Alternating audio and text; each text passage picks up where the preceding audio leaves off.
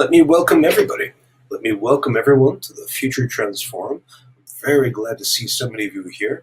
My name is Brian Alexander. I'm the forum's creator. I'm the host for this afternoon, and I'm also the cat herder for events for the next hour. I'm very glad to see everyone here. So, in order to begin, let me introduce the forum. Let me explain what it is, where it comes from, who supports it, and then we'll dive into this week's guest. So just to begin with, you should know the forum is a discussion-based organization. We're all about conversation between people exploring the future of education and technology. Now, this is a spin-off from another project called the Future Trends in Technology and Education Report. If you haven't seen that, that's a monthly publication which examines the major trends reshaping education and technology worldwide. If you go to ftte.us, you can download some sample reports. They track almost 90 trends and have been doing so for a little more than 6 years. So you have a pretty good longitudinal database of material to examine. So if you haven't had a chance to look at it, download some sample reports, and if you're interested, sign up. Now, the FTTE report and the Future Trends Forum are two parts of a broader project called the Future Education Observatory. Now, this is a continuous multimedia participatory attempt to try to grapple with the future of education and technology. It includes the report, it includes this forum, it also includes a blog, it includes a book club, and even a bookstore, and with more content coming up. If you're curious about it, just go to futureofeducation.us and you can find out more. Now, all of this work, all of these projects only come about thanks to the help of some very generous sponsors and supporters. And before we begin, we'd like to explain who they are and thank them. So first off, I'd like to thank NYSERNet from New York State. This is a nonprofit that helps that state's colleges, universities, clinics, and museums get online with broadband internet. And they do terrific work with network science. We're really grateful to them for their generous sponsorship. We're also grateful to Shindig, because as you can tell, Shindig makes available this technology that we're using right now. So if you haven't had a chance to explore it, or if you haven't been here for a while, let me just take you through it so you can see all the different parts.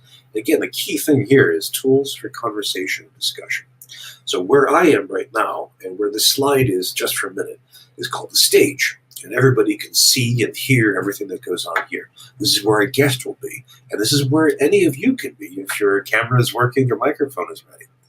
Now below us, if you look around, you can see dozens of individual boxes, some of which have silhouettes, some of which have pictures or video feeds. Each one of those represents one login from somewhere in the world. Usually it's one person, sometimes it's a room full. And if you mouse over them, you get a little bit of information about them. So you can see that Irinu is a teacher at UNC, and that Una Berman is at ASU, for example. And if you would like to have a private chat with somebody else in the audience, simply double-click on their icon. And if their mic and camera are working and they feel like talking with you, your two icons will click together like Legos. You can have your own private audiovisual bubble, which is pretty neat. But if you want to communicate with everybody else, let me show you three main ways. Look at the bottom of the screen. You'll see running along it a white strip that has a few different options. The leftmost edge, you'll see that there is a number, right now it's 33, with a little silhouettes of people's heads. If you click on that, up will pop two boxes. On the left, you'll see a kind of film strip view of everybody who's here. So you can mouse over it and find out that Michelle Watson is a manager at Cuyahoga Community College. You can find out that Wendy Williams is the director for innovative teaching at Yeshiva University, that kind of thing. To the right of that is a chat box, and that lets you chat with the roughly 18 or 19 people who have come into this forum with you. So you can type in a few words, you can type in jokes, comments. We find it's pretty typical for people to bash around ideas they'd like to share later on, and sometimes they'll post in URLs to stories that have come up in the course of a conversation. So the chat box is one area you can use, and already in the chat room I'm in, we have a bunch of people introducing themselves from different parts of the country. Now, if you go back to that white strip, next to the chat box icon, you'll see a circle with a question mark in it. If you pop that button, up will come a little window which will let you type in a question or a comment. So that's a good way if your mic and camera aren't working or you're not in a place where you can actually use video. That's a good place to share a thought, a reflection, an example, or a question. And once you type that in, it'll enter our list. And when the time is ready, I'll flash it on the screen so everyone can see it. And I'll also read out loud so everyone can hear it. Now, next to the Ask button on the little white strip, you'll see a raised hand. And this is the button that tells us that you'd like to join us up on stage for video. So right now, in fact, where I am, next to me, there can be up to 3 more people. So you can have myself, this week's guest, and 2 of you for a kind of pop-up panel and conversation as we go. If you haven't done it, it's really easy to do. And again, if your mic is working, your camera is working, you're in an environment where you can speak out loud, please consider clicking on it. It's really easy to do and really adds to a lot of discussion. It helps a lot to see people's faces and to see their gestures. That really enhances our sense of other people in conversation. So that's how the technology works, and we're very grateful to Shindig for making this technology available. We're also grateful to our friends on Patreon. If you haven't seen Patreon, it's a crowdfunding site. That's like a Kickstarter or GoFundMe for people making creative stuff. And in fact, you can see from here that there are right now more than 100 people who are supporting my efforts to create stuff about the future of education technology. In fact, you can see from this image folks like Michael Slade, William Lachey, Laura Emmer, Chris Lott, Corey S., Bob and Kyle Johnson, Matthew P. Henry, Rodney Hargis, all kinds of great people who contribute as little as $1 a month just to keep the lights on, the bells ringing, and making sure all the machinery is humming along smoothly. We're really grateful to our Patreon supporters for their support. And I hope you can join them. Just go to patreon.com/Brian Alexander. So that's who supports the Future Transform. That's where it comes from. That's how the technology works. Now, let's go to this week's guest. I'm absolutely delighted to have on board Monique Umphrey. She's the Vice President for Innovation, and she's a Dean of IT at the Center for Excellence at Cuyahoga Community College. I met her last year when I was honored to give a speech there. I was fascinated by just how deeply she had thought about force demands can be echoed in higher education, how we can best prepare students for a drastically changing work and labor environment. I was also really impressed by how much work she put into this at Triple C, at getting that college thinking and changing in order to help meet the demands of the future. So I was delighted she could join us this week. So let me just right now bring her up on stage so then she can join me. And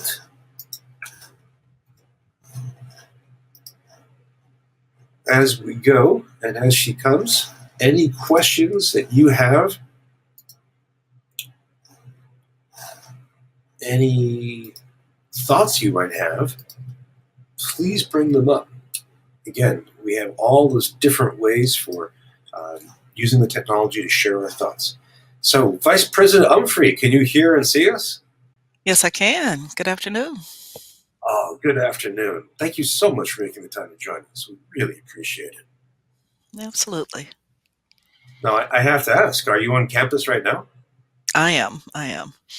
I'm at our downtown campus. We have 4 campuses and 2 satellite locations, so I'm at our metro campus right now. Excellent. And I have to ask the important question for those of us in the Northeast of the United States. What kind of weather are you going to be sending us? We had snow. It's stopped. It was snowing about 20 minutes ago, but it's nothing major. It's a dusting, in my opinion. We've had worse. Yeah. Yes, we have, and we can take it. Well, Yeah. thank you for the meteorology. That really, for me, that's very essential since I live in Vermont, where you get this pretty quickly. I get it. Well, I introduced you by your title, and I mentioned how impressed I was by you. Can you take a minute, just say a few words about what you're working on this academic year? What's lying ahead for you in the early part of 2019? Well, at Tri-C, we're juggling a lot of balls right now. The biggest thing that came in that was not a part of our original strategic plan for the year was the collective impact project in this region that called Blockland. So in the area, we've had a lot of different people from the community. There are 10 nodes. So if you're familiar with blockchain technology, Cleveland itself is trying to position the region as the blockchain hub for business application development. And so one of the BHAGs for the region is to be able to produce at least 1,000 blockchain credentialed professionals every year. And so the organization, the collective group, it's crowdsourced. So we have people from the philanthropy community, the legal community, the talent and development. There's a talent and development node, a next gen node of people under 35, all these different areas coming together to make Cleveland that spot. And so that block land work has been definitely a heavy lift, but it's an exciting thing for us, trying to make sure uh, just to be able to scale up our software development and specifically blockchain work. I have an amazing group that I work with here. I'm very blessed. Our faculty were able to launch blockchain curriculum. They submitted that earlier this year. Our first class went live this semester. So from the time we talked to you and now, we actually have our special topics blockchain course that's up this fall, the pilot course. And then we'll have another class live in the spring. But we're also incorporating that blockchain curriculum into our software development boot camp. We call that Cleveland Codes.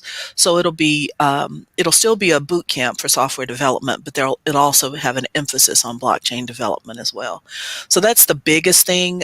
Also on the horizon, we're looking at launching IoT curriculum. So it's the Cisco CCNA Industrial. And then we also have a new partnership with some of the entrepreneurs in the city to develop AR VR boot camp as well. So our boot camps have gained a lot of momentum. We have a lot of adults in the area that are looking to upskill to really be a part of the emerging and growing tech sector here. So everything from digital marketing to software development to Cisco training, those fast track programs have grown a lot. But that AR VR boot camp is unique because it allows people not only to get the AR and VR skills, but also it prepares them to understand the software development life cycle and language. So we're bringing people together. It's an interdisciplinary boot camp. So we're not just training tech professionals. We're recruiting people from different backgrounds to help them understand, for all the people that have great ideas but don't understand technology or don't have a technology background and they may be a little intimidated, this is a chance for them to learn, how to work with software developers, work in the tech space, how to take an idea from concept and go through the ideation phases to work with the team to produce a proof of concept or MVP, and then learn how to work with either a potential venture capitalist, or if you're an entrepreneur, having that entrepreneurial mindset within your company, how do you work with the executive leadership at your company to pitch this idea and incorporate the emerging technologies and use that as an innovative advantage in your company? So we saw actually I can't take credit for this. The entrepreneurs came to us. One of them was a co-founder from a company in Silicon Valley, and they wanted to launch a second hub here. But the precursor was they had to have enough talent. So they saw some of the other things that we were doing. They came to us, and we were able to launch our AR VR lab this summer. And we had some students go through internship with that. And it's always exciting in a short term to watch people learn and get excited and then teach other people. So their capstone was to bring in people who had no AR, VR experience and show them how to use the technology. I think the most exciting was watching them give Microsoft Hollow Anatomy demonstrations and show people how to look at the different AMP concepts, look at the digestive system, show those, and just show people how to use the technology. So that was exciting to watch. So those are Whoa, a few of the big things on our plates. dude, this is huge. Let me just walk back. I mean, they're so lucky to have you here with so much energy and so much in the way of technology. Let me just really quickly, when you mentioned BHAGs, were you talking about big hairy arse goals? Yes, My absolutely. favorite term. I love that. I love it. Thank you. You were so you mentioned that students will be working with Internet of Things, with IoT, as well as AR and VR, and this is tremendous. Now, when you say boot camps, are these just for the students in the community college, or is it as well for the community beyond the Tri-Cities? So I'll say Tri-C is the community's college. We have a very diverse student population. Our average age of student, the average age for our students is 27. So our fastest growing segment at the college is the College Credit Plus or the high school dual enrollment population. But in Northeast Ohio, like some other areas in the country, the straight from high school population is projected to decline over the next 5 years. And so we've been doing a lot of work to be that bridge, to make sure that we provide, when I think about the IT Center of Excellence, we're providing holistic supports for individuals, whether they're IT professionals. We provide technical and non-technical training. Depending on what your background is, if we can take someone that's in high school that's looking, let's say they want to be a computer science major. They could come in through our Bridge to Bachelor's program and earn their associate's degree in computer science to prepare them for transfer to the university. And then they would graduate from high school, get their high school diploma, get their associate's degree at the same time, and then go on to the 4 year as a junior. So that's one way we can serve someone. Another way would be with our associate's degrees, your traditional student that comes in after high school. We have 5 different degrees there: programming, hardware, networking software, cybersecurity, and business solutions, which could prepare someone for like a QA testing or QA analyst role. And then we have workforce programs as well. So those are more geared towards fast track training. I like to think of those as someone's looking for a way to upskill. We have a Cisco Institute that's a part of that workforce training, where someone can come in and take fast track training to prepare them for the CCN or CCNA industrial, CCNA professional, CCNA routing and switching, CCNA security, CCNP security, all of the things under the Cisco umbrella. And then, like I mentioned, the fast track programs. We have the Cleveland Codes, which I mentioned first, which is the software developers boot camp.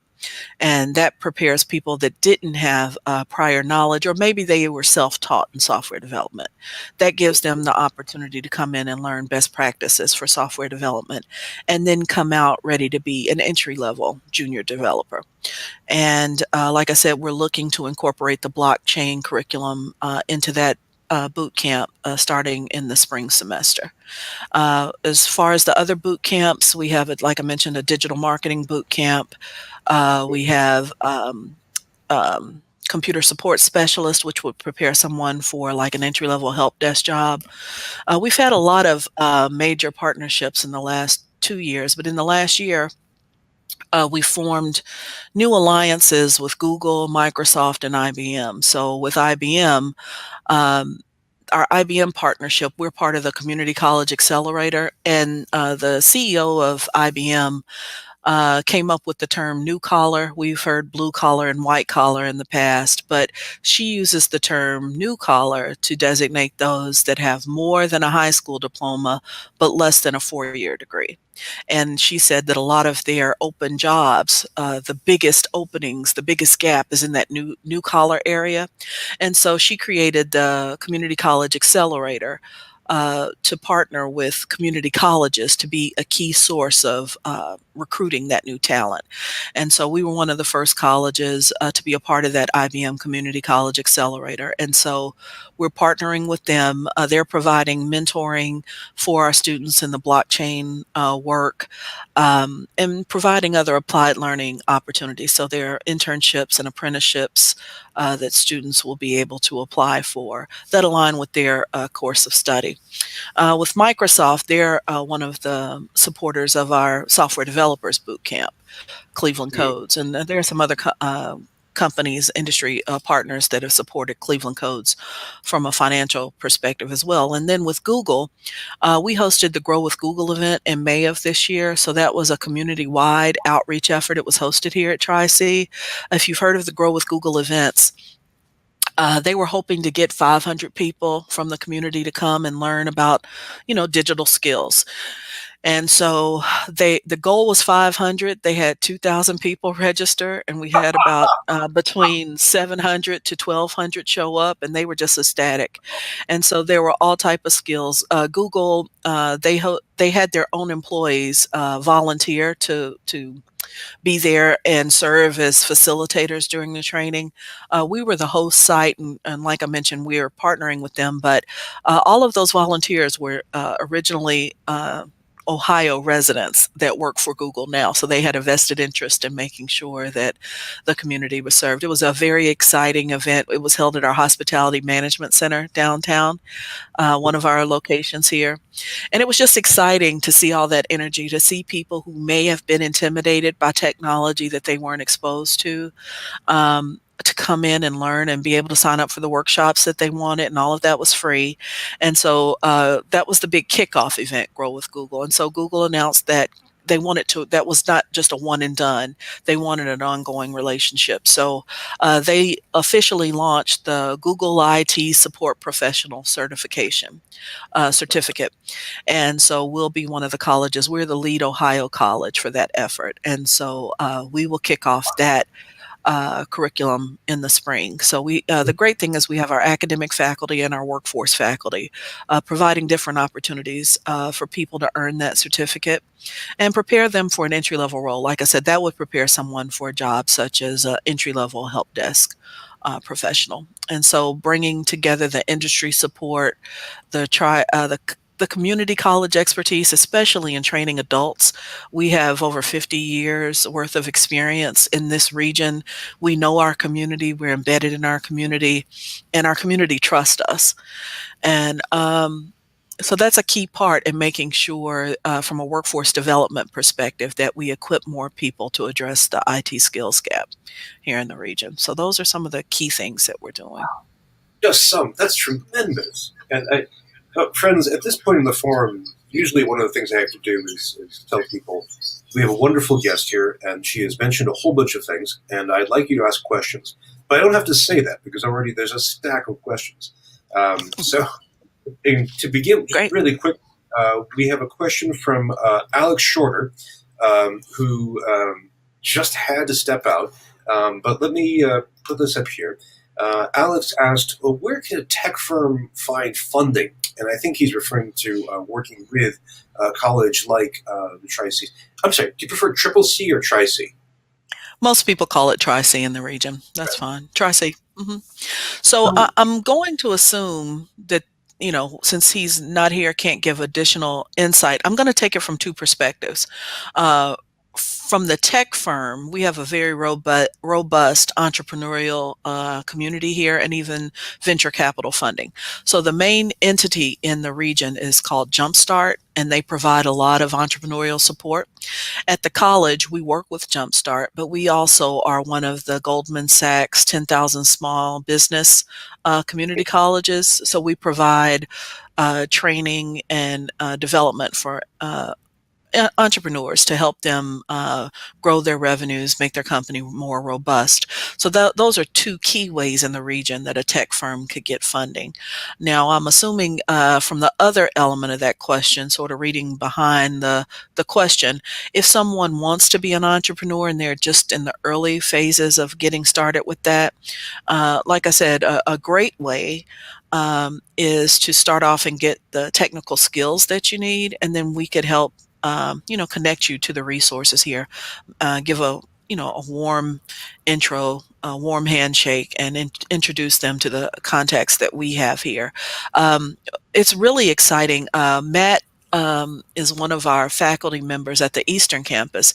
He launched a venture, the Coding Zone, for our students that come through and that are working on an associate's degree. They can work for the Coding Zone while they're in college and get that additional experience. So that prepares them. They have real world work experience. They work with various whether it's startups or nonprofits, maybe building a website for them, doing some consulting work.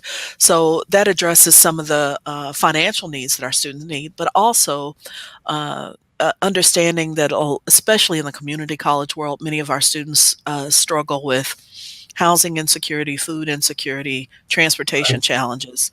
The financial element is real, and many of them need to work. So here they can work and help offset some of the financial expenses of college while also getting applied learning opportunities as well. So I hope Yes. that answers his question. I think that's a really, really rich answer to a really good first question. And friends, we record these sessions and we publish them on YouTube, so people will have the chance to go back and watch this at their leisure. So if you have to step out, I understand. We have all of this. We have another question that came in from the chat box, and let me just remind you again. Just if you look at that white strip in the bottom of the screen, you can just click right now the number 40 top of the chat box. You can click the circle, the question mark in it to ask a question like we just had, or you can click the raised hand that you'll us appear on stage. And from the chat box, Lisa asked the question, so people who are certified through this program are career ready. How does this affect the future of tertiary education? That's a huge question. Okay, so start with the beginning again. People who are certified with what? Through this program are career ready. And I think she was referring perhaps to the blockchain program. Okay. Because this question, how does this affect the future of tertiary education as a whole? Uh, when I think about the future, I see Dave Ron on the forum. We talk about this a lot. We understand that as educators, we're not just preparing our students for the jobs of today, but we're trying to equip them to be robust and robot proof. Because we understand the statistics of how many of the jobs are expected to be of the current jobs are expected to be either eliminated or the demand for those jobs will decrease with the increased use of artificial intelligence. But I think the big thing that we try to emphasize with our students is the thing that community colleges are known for. You have to agree to be a lifelong learner. If you want a career in technology, the first thing that you have to understand is it's not a one and done situation. You're not going to come in, get this degree, and be finished. I was on a panel earlier this year, and as I was talking, one of the ladies, she just sat there and her head just kept shaking. I said, "What's wrong?" She said, "When I was in graduate school, my mentor told me that every 10 years I needed to come back and get some type of additional professional development. What you're saying makes it sound like every year I need to do something." I said, "I wouldn't even wait on a yearly basis. You need to be looking at articles, assessing the environment, and constantly be in a lifelong learner mode because technology is, as you all know, is changing the way we live, work, and play. And when you think about whether it's the fourth industrial revolution or the emerging technologies, I mentioned artificial intelligence, but we've got autonomous vehicles, we've got the Internet of Things, you've got quantum computing, you've got drones, you've got, I mean, I could go on and on and on, but any of those has the potential to be disruptive. I mentioned blockchain earlier. But when you have the potential to have the confluence of those emerging technologies, the companies that are able to take three or four from a relevancy perspective and incorporate those into their business model will create huge synergies and really give themselves a competitive advantage. So, it used to be that technology was just for the nerds. Now everybody's using technology. And if your company is not incorporating technology, more than likely you're getting behind as you sit there. And so all people, just earlier last year, we did some labor market data research, and we saw that 87% of all the jobs posted had some technology component. So again, it's not just about IT professionals, and whether you start off with the productivity tools that most people use, Microsoft Office, Excel, things like that.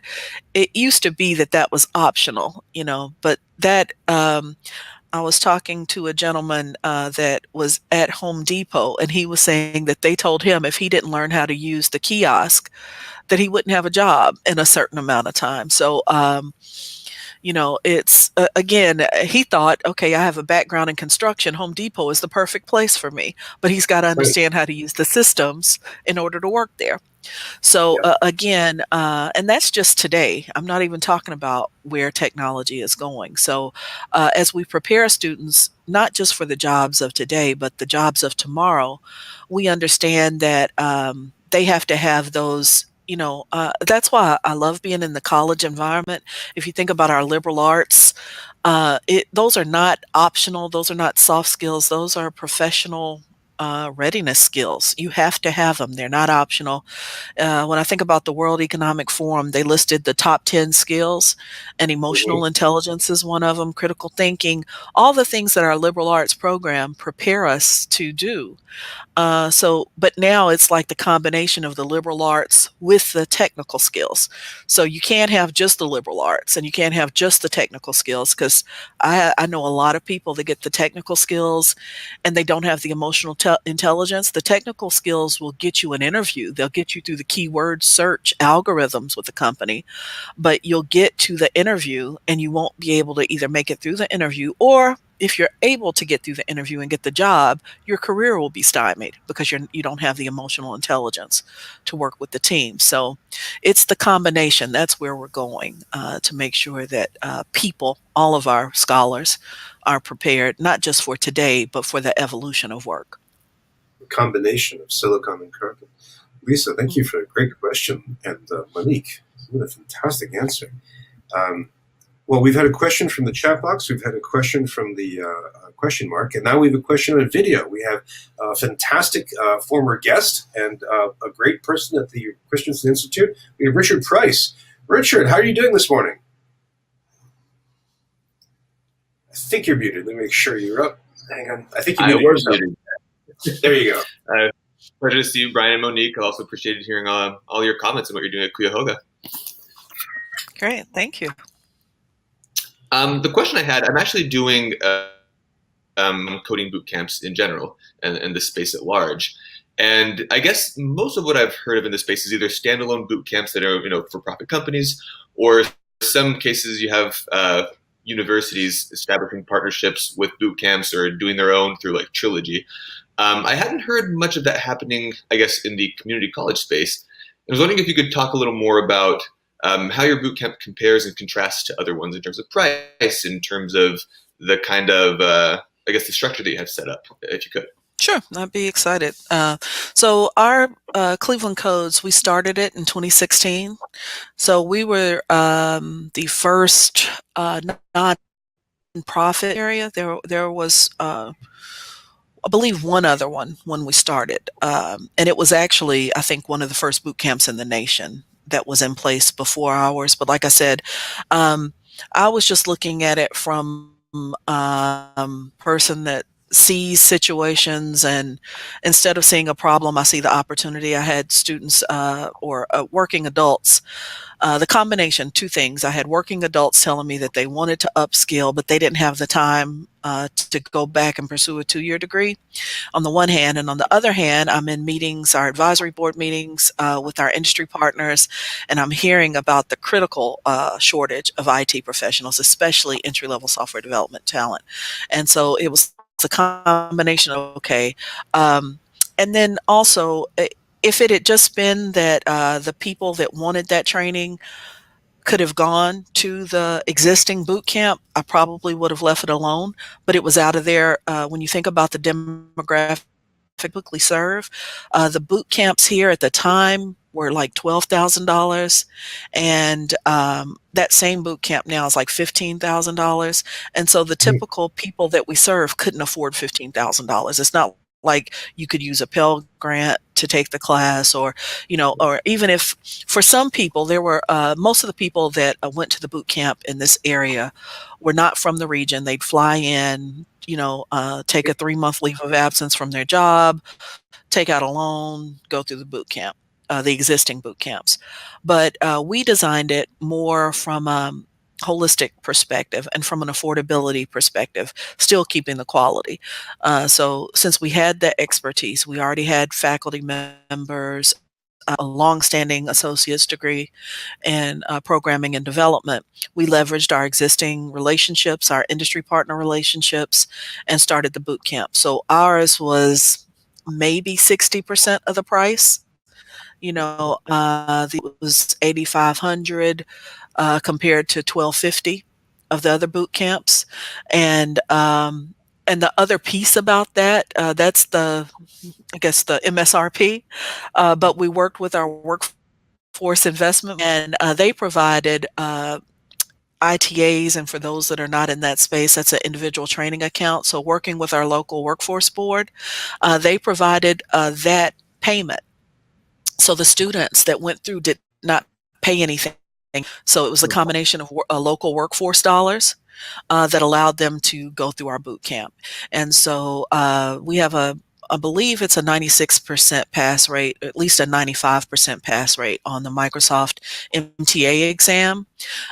So I'm very proud. We're on cohort 6 now. And so by launching the boot camp, I'm very proud to say that we were able to increase the output of entry-level software in the region by a factor of 5. So that was huge for us. You know, when you think about the people going through our 2-year programs, and then, yes, by a factor of 5.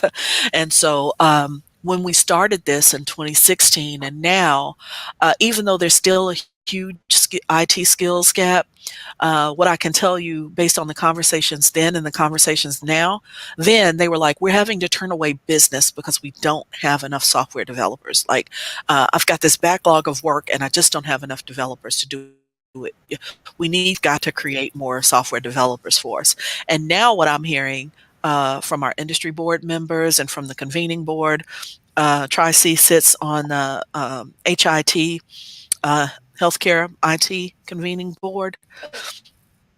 That was enterprise, and then also on the right, regional IT engagement group. And so both of those are addressing the IT skills gap in the area, and they're very different conversations now. Now what I'm hearing is, you know, our higher eds have done a great job providing that entry-level talent. Now we're aligned from an entry-level talent perspective. Now the gap is at the people with 3 to 5 years of experience.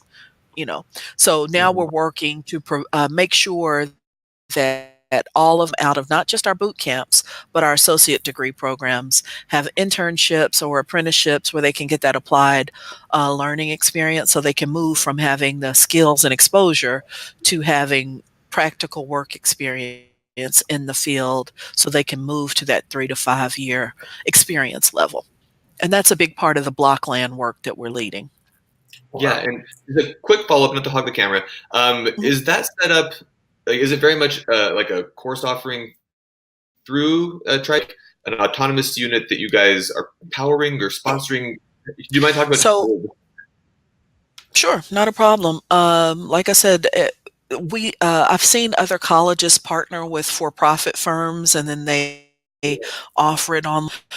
We utilized our instructor base that we have here. You can't just go and click on a link and register for the class. We actually have assessment tests and aptitude tests that the potential scholars go through. We have behavioral interviews that they go through to be selected, because we want to make sure that the people that have an opportunity to go through that training are ready, have the commitment, and really understand that they're about to give, because this is no minor thing. If you haven't been in the boot camp world before, it's a major commitment of time. You know, in addition to the 35 to 40 hours that you spend in the classroom, you're going to spend at least 20 hours outside of the class. So we want to make sure people understand that, and that they're ready for it, that their life and family will support that. And so all of those things are a piece of it. But the people that are selected for each cohort, they start with an orientation, and then it's, like I said, 35 to 40 hours in the classroom. They have a capstone project, so that's all led by our faculty members here, instructors and faculty members. And so the students go through that as a cohort, and then, you know, they have their internship after the classroom. At the end of their classroom time, they have a capstone project. Thanks so much, Monique. So it was, the first cohort, what bound them together is their capstone project was based around a social issue. Cleveland, unfortunately, has one of the higher infant mortality rates in the nation. And so the group worked together to provide an awareness app. They developed an app to help potential mothers understand their risk and share resources that were available to them. So that was their capstone project. And they got really excited about that. I remember I make sure that I work with each cohort, get to know the members. And so I asked them before the capstone project, one affected by a story of infant mortality. If there were 18 in that first cohort, I think 12 of them had a personal story of someone who had lost a child. And so it hit home with them. And so they weren't just coding a Hello World app. They were really doing something that they felt could make a difference. And that was hugely impactful for them. And every cohort, we worked on a different capstone project that they could find relevance in. The last one did a capstone project with the Pause here, our pet adoption league, and so they did an awareness app for to help connect potential adoptees, and you know what I'm saying. So it was a lot of fun, and they got to meet different people, industry partners as well. So does that answer some of your questions about the structure? Mm-hmm. Yeah, and you might get an email from me. I'll see if I can make that happen too. Thank you so much, Absolutely. Monique. Great. Thanks for the question. Thank you. Richard, great work, and Monique, what an inspiring, powerful story. That's fantastic. Before we go on, let me just remind everybody that before Richard leaves, I forgot to tell you, one of the biggest things that was a differentiator, not just the price and affordability, but we had wraparound supports. So we had bus passes, we had food cards, things like that, because again, our typical demographic could not afford $15,000.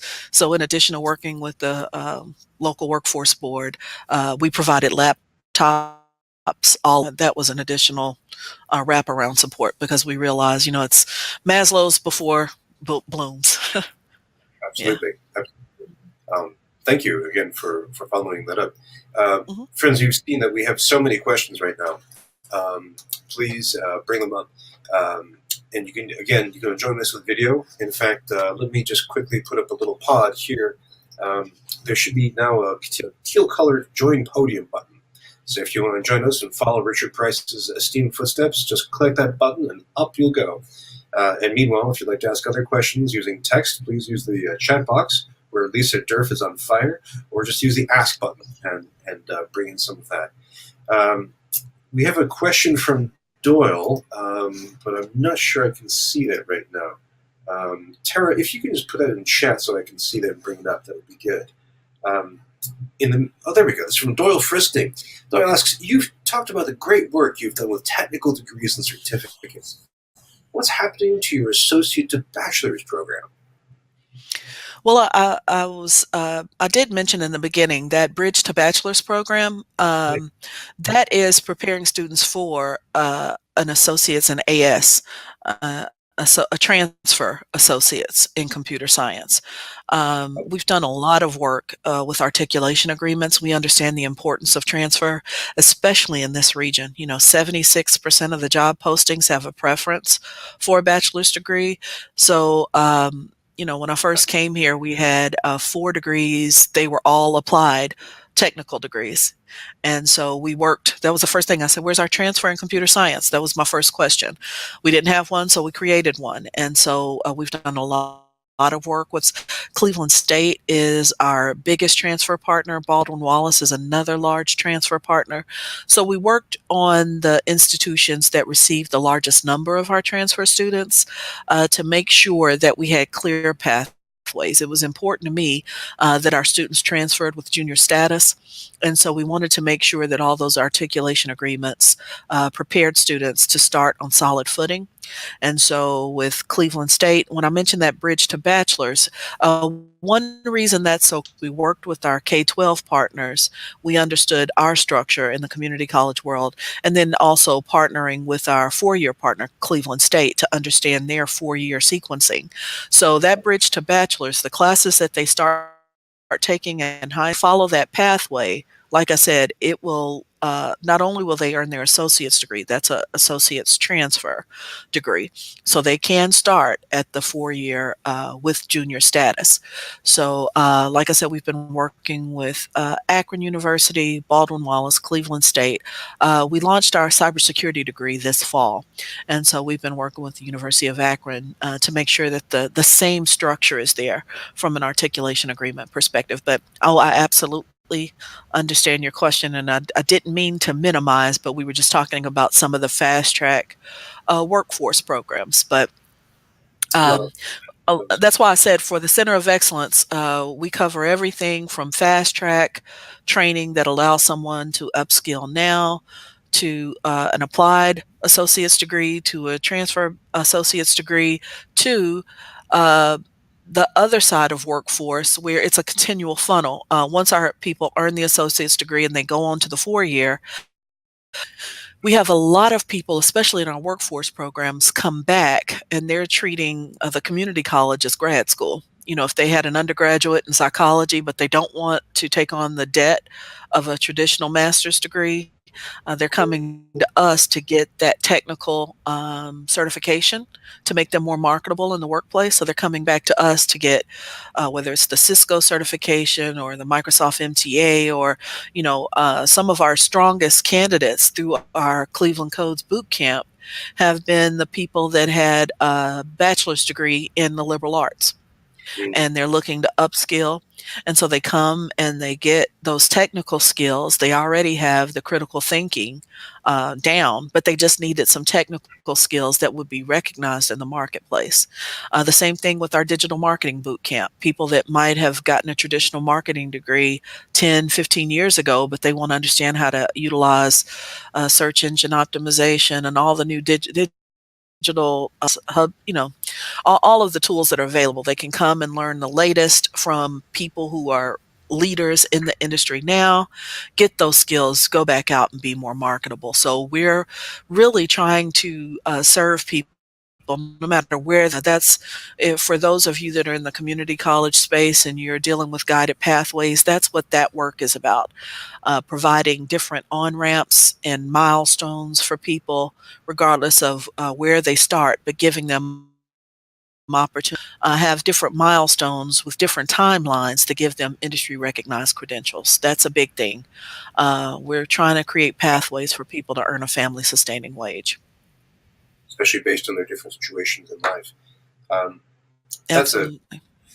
Doyle, thank you very much for that great question with a keen eye to one particular part of this. And obviously, thank you, Monique, for a very, very rich dive into how this connects. It's astonishing how many different functions community colleges play right now. Friends, we're about 13 minutes before the hour. So we're going to run out of time for you to ask questions. This is also the part of the forum where we tend to push more to the future orientation. So if you have questions about where education could be going, this is a good time to start revving those up. And I say questions, again, if you have any comments or you have things that you want to amplify that came up, or if you have clarifications. We've already had in the chat box a ferocious set of exchanges about different types of keywords and acronyms. Well, to begin with, I want to relay a question from Lisa Durf, who asks, what if this sequence that you're describing, this kind of lifelong learning where people are constantly coming back to different institutions, community colleges as well as 4 years, constantly coming back to reskill. She wonders out loud, what if this becomes the norm in education in the United States? Rather than we still have the memory of the traditional K through 12, some post-secondary degree, retirement, death. I mean, what if this, what you described as the norm? How does that change American higher education? Well, it's interesting when we talk to our students about what used to be called soft skills. Like I said, we call them professional readiness skills or survival skills in business. You're talking about critical thinking, adaptability, entrepreneurial lens for entrepreneurial skills. Like I said, emotional intelligence, all of those things. We can't require our students to have those if we don't have those as educators. So those same things that we're asking our students to do, how can you teach it if you don't possess it? So Yes. adaptability, that's Uh, huge. Agility, emotional intelligence, and the great thing about it is, I'm learning every day, whether it's in the classroom with our students or working with our yeah. faculty members. We have, I call it a fireside chat once a month with our faculty members, where we talk about, what are some accomplishments? What are some of the things that your students are doing? What are some innovations that you're doing in the classroom? So we can share that with people on different campuses, so we can all just inspire ourselves to think differently. And it's always interesting. Somebody will say, "Oh, I'm playing around with, it may not be my major, but I'm playing around with this." I'm like, "Oh, I never thought about that. That's cool." But how can we expect our students to do things that we're not willing to do ourselves? So we have to be open to, I think one of the hardest transitions for me, I worked in industry for 27 years before I transitioned to higher ed full time. I was an adjunct teacher for about 8 years during that process. But it Uh, was, I was in an interview, and somebody asked me, "Could you describe a time when you failed?" And I'm like, "Well, I can pick, you want me to pick one? I can give you several." I didn't see failure as a bad thing, because in industry, especially in IT, we were encouraged to fail. Matter of fact, with Agile, it's fail fast, and that's Silicon Valley. You can't innovate if you're not willing to fail. And I use fail in exclamation points, but that's the process of learning. And I think in higher ed, we've been conditioned to not fail and not make mistakes and always use best practices. We were at a learning forum at the college, and our we were asked to come up with a new process for something, and so we were brainstorming. And I said, "What if we do blah blah blah and blah blah blah?" And somebody said, "Well, now we understood when we created this, we'd be the first community college in the nation to do it." And so everybody was excited about it. And then one person said, "Well, who can we go to for a white paper?" And I said, "We're going to be the first community college to do it. They'll write white papers about us, or, someone else will do the research. If you're the first one, you don't have the luxury. That's the challenge of being the first. That, you may not do it perfectly, but you deliver. And so that's going to be a shift for higher ed professionals, to be willing to make some mistakes in order to innovate. That's a cultural shift. how can we? I have to ask, how can we do that when, in a sense, and I agree completely. I mean, I just tweeted out about this. Is what a great saying. How can we ask students to do it? We don't do it ourselves. But I have to ask, when the labor force is in some ways more precarious than ever. I mean, that is, in general, as we've been saying, the world of work in the United States is more subject to technological disruption. And in higher Mhm. education, especially in the community college sector, we have more and more faculty who are working with adjuncts or without the shield of tenure. In a sense, we're riskier than ever. I mean, how do you support people in taking even more risks when they seem more fragile than before? I think that's an excellent question. One of the challenges that we have is, when people ask, "Can we afford to make mistakes, or can we afford to jump out there? Can we afford to innovate?" My caveat is going to be, we can't afford not to. Depending on where you are in the country, if you have the luxury of being in Texas or Florida or California, you probably have growing enrollments. If you're Right. anywhere else in the country, most of the other states, from a higher ed perspective, are dealing with declining enrollments. And so if you continue to do what you've always done, you'll get the same results. And, you don't have to change. I think it was the CEO of Cisco that said, "Change is not required, and neither is survival." So I'm not saying you have to, but if you keep your business model the way that it's always been and do things exactly the same way, there is a risk that your institution may be in financial peril over the next 5, 10 years, as especially if you're in that group that's competing for the race to the top with selective admissions and the rankings, and you're worried about your rankings, and you're trying to be continue to be more exclusive. If that is the business model that you have, understand that you have a lot of other colleges and universities that are looking for the same potential students that you're looking at. And so either you're going to have to serve them exceptionally well from a customer service standpoint, or you're going to have to look at a different business model, or you're going to have to do something differently with those students. Something's going to have to change. You can't keep doing the same thing and expect students to just show up on your door. And also, I think the other piece that we have to deal with, whether we like it or not, is students are not on an island. Just because when you were in college, you had punch cards for registration, and eventually you went to a phone registration, and you're happy because students can register online. You're talking about students that go home and say, "Hey, Alexa, play blah, blah, blah." And they've got gesture recognition at home with a $29 device.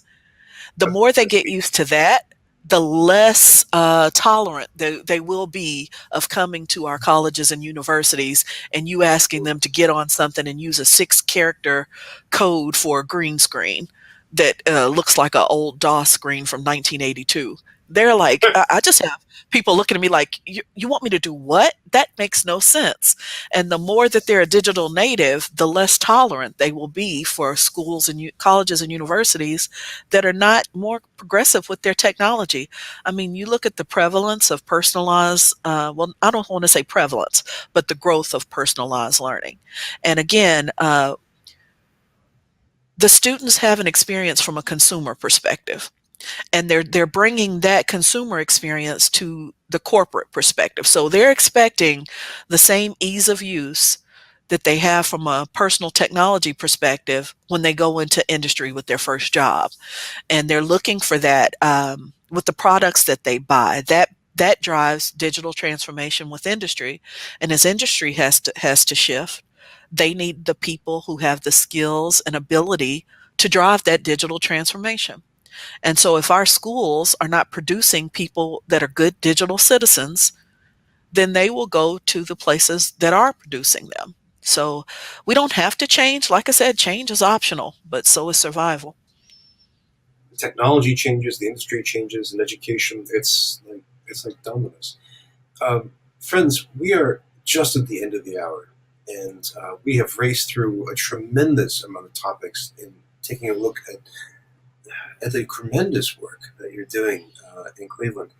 I have to ask, with 1 minute to go, if I can ask, looking ahead the next 10 years, I mean, we've been talking about this over the past month because of what happened with Amazon's headquarters, how Amazon could have settled their HQ2 in somewhere in the Midwest or somewhere in the mountain west or somewhere in the south or parts of the Northeast that aren't, DC. But they picked DC, they picked New York. It seems to me like what you are outlining is a way of fighting back, where Rust Belt, where former industrial centers can really rapidly reskill and catch up with the 21st century. I mean, are you outlining, is this what you're thinking of? Is this the strategy to leap from industry into the knowledge economy full tilt? Absolutely. So last week when that announcement was made, I was sitting in Crystal City. I was there for an AACC commission meeting. And so wow. I was asking people where, and they were like, "Oh, it'll be right over there." So it was very interesting to be there when that announcement was made.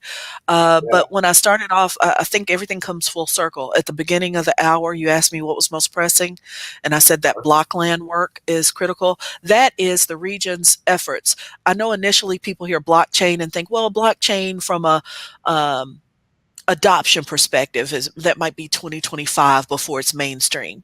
But the reason this is so critical for the Northeast Ohio region is it's about building digital competencies in the region, not just blockchain, that's one of them, but making Northeast Ohio a technical hub so that we can be considered for the next, whether it's Amazon HQ2, but we saw that it came down to talent for that HQ2 location, and they didn't think one city could fill the entire amount.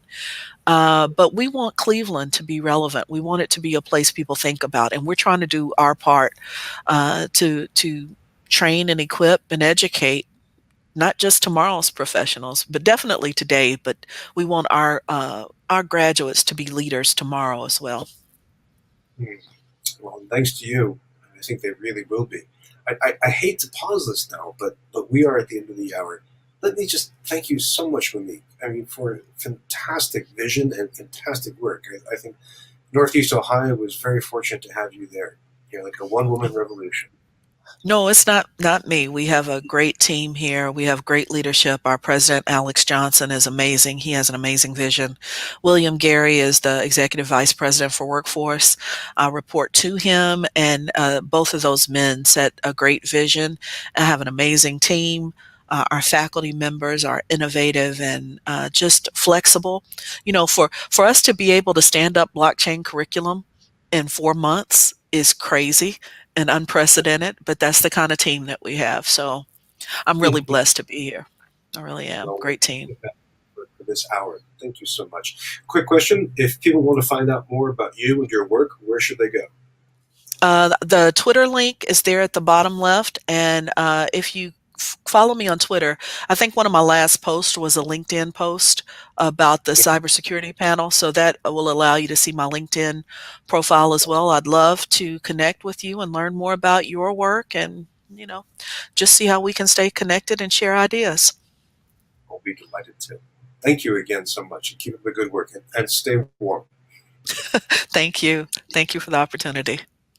My pleasure. Now, don't go away, friends, because we need a minute where I can tell you about what's coming up in the next week. So let me just bring that up right now. And let's see.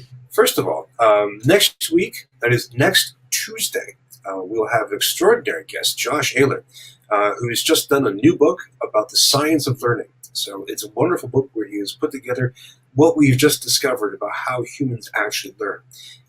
It's very, very important work, and we're really looking forward to having him here. That's next Tuesday, by the way. I have a schedule conflict, and I'm afraid we have to do Tuesday rather than Thursday. So please sign up for that. Now, also going on, we are plunging into our reading of Zeynep Tufekci's Your Guess. Already, the conversation is happening. We've had the first blog post with the first 3 chapters. People have been putting comments on the blog and on Twitter, on Mastodon. It's a really, really engaging book with a lot of implication for today. So please dig into that if you can. Want to get a copy of that, or if you're looking for copies of books about the future of education and technology for your friends and family, because Black Friday is coming up, why not go to the best bookstore on earth for the future of education and technology? So check that out. Now, if you'd like to keep this conversation going, and I know you will, please use any of these different methods. I'm on Twitter, of course, at Brian Alexander. Use the hashtag FTTE. We've already had some comments and discussion during this very hour. You can find our Future Trends groups on Facebook. You can also find Shindig across all these platforms. And let me just say before we go, thank you all for really deep, probing questions.